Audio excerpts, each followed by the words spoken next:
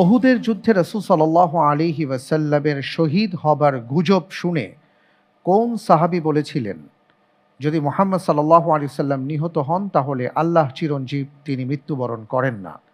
তোমরা তোমাদের দ্বীনের উপরে যুদ্ধ করো, নিশ্চয়ই আল্লাহ তোমাদেরকে বিজয় দান করবেন এবং সাহায্য করবেন।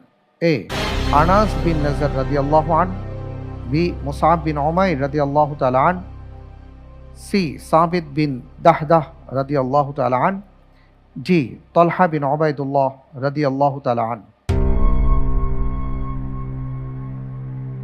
আলহামদুলিল্লাহ, এই প্রশ্নের উত্তর হিসেবে বেছে নিচ্ছি অপশন সি, সাবিত বিন দাহদা রাদিয়াল্লাহু আনহু। ফ্রিজ করে দিব। ইনশাআল্লাহ। লক করা হোক অপশন সি, সাবিত বিন দাহদাহ রাদিয়াল্লাহু তাআলা আনহু। আপনি বললেন যে উহুদের যুদ্ধে সাবিত বিন দাহদাহ রাদিয়াল্লাহু তাআলা আনহু এই কথা বলেছেন। আমি যতটুকু জানি সেই উহুদের যুদ্ধে সাবিত বিন দাহদাহ রাদিয়াল্লাহু তাআলা আনহু শহীদ হয়েছিলেন। আপনি বলছেন তিনি বলেছেন। আপনি যে উত্তরটি দিয়েছেন আপনার উত্তরটি সঠিক উত্তর। আলহামদুলিল্লাহ। সুবহানাল্লাহি ওয়া বিহামদিহি, সুবহানাল্লাহিল আযীম।